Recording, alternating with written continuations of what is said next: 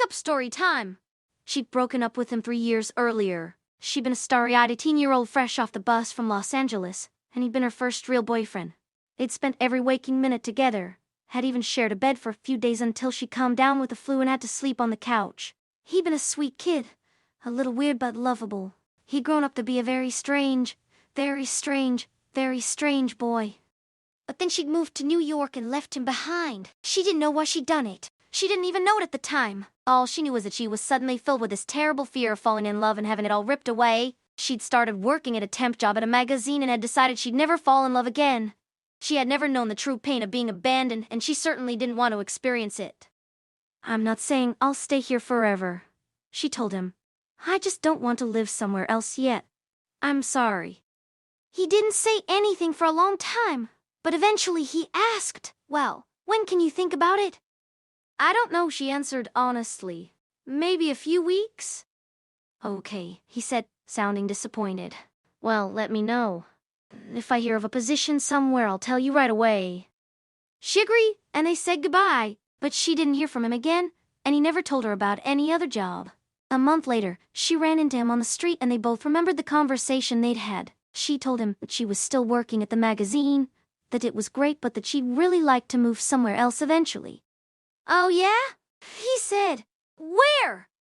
"I don't know," she answered honestly, "but I'd really like to get out of New York." "You know what I think?" he said. "I think we should move back to Los Angeles." "I don't think so," she said, looking him up and down. "You look like you've been living in the woods for the last 3 years. "It's true," he said, "but that's why I think we should move back. Give it another try." "No thanks," she said. "I think you'd like it." "I don't know," he replied. "I really miss the ocean, and you could work at my dad's car wash." "I'm pretty sure I won't miss your father's car wash," she told him. "It's one thing I do miss about living in New York, though." He shook his head and laughed. "No, you won't miss the car wash." She never heard of him again, but then one night in a diner a few months later, she saw him sitting across from her at a table. He smiled at her, and she recognized him from her nightmare, and he immediately ordered coffee as though nothing had ever happened between them. She remembered how he'd loved coffee, had loved it even more than she did, so she smiled back and nodded. Then they talked about the weather, which had been rainy for days. He told her that the weather was always terrible there, that the whole city was one big swamp. "And you know what I miss?" he asked. "The humidity." "Oh my God," she said. "How can you live there? It's like living inside a hot dog." He laughed and told her that was exactly what he missed. Then she remembered that she had a car and asked him if he wanted to go for a ride, just the two of them. He jumped at the idea. They drove around the city for hours and stopped for dinner at a diner that he loved.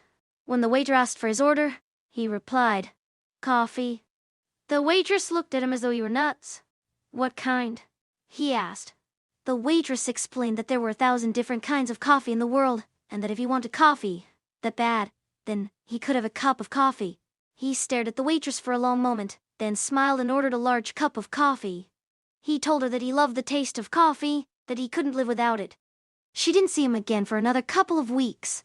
But one day when she went to a movie with her roommate, he was sitting next to them. She didn't speak to him, didn't even look at him, but when she came out of the theater he was waiting outside and insisted on walking her to her apartment building. When they got there, he leaned against the wall and lit up a cigarette. Then he took out a book of matches and offered her one. "No thanks," she said, shaking her head. "You don't smoke?" he asked. "No," she said. "I've always hated cigarettes." "Oh," he said. "Well then why not have a smoke?" "No," she said, looking away from him. He paused for a moment, then said, "Okay." He put out his cigarette on the sidewalk, lit a new one and handed it to her. She took a puff and immediately felt sick to her stomach. "Oh God," she said, putting the cigarette down quickly and walking away from him. She didn't see him for another month and then ran into him at a bar. He wasn't alone this time, and as she stood talking with him at the bar, a woman with long brown hair walked up to him and started flirting with him. He smiled and said hello to her, and the woman smiled back, but then suddenly she slapped him across the face so hard she nearly knocked him off his feet. He grabbed his face in pain, but he didn't react otherwise. Instead, he simply smiled at her. He didn't say anything, didn't yell or cry out, And for a moment the woman looked shocked by what she had done, as if she hadn't really meant to hit him, but had just lost her temper. Then she turned on her heel and left. The girl looked at him with sympathy in her eyes and asked, "Do you want another drink?" He smiled at her and nodded, and when he ordered another drink, so did she. He talked with her for hours, telling her about all his travels through the South, about the swamps and the humidity, and all the people who lived there. She'd never heard him talk about any of this before, and listened intently to his stories about the swamps and the humidity, about all the people who lived there, as she nursed her drink and enjoyed the warmth of his presence. That's how she met him, through a series of chance encounters on the street in New York. He was living there by himself in an apartment building filled with people like him, people who didn't mind living in the swamp or getting hit in the face or having their feelings hurt. It didn't take her long to realize that the place was a sort of commune, like a group home for the emotionally disturbed, except without any rules or regulations. People came and went from the commune at will, and each person lived there for only as long as he or she desired. The building was full of people like him who couldn't live anywhere else. And then he moved back to California to live in a commune with her. And when she finally left the commune, she left New York behind and never looked back.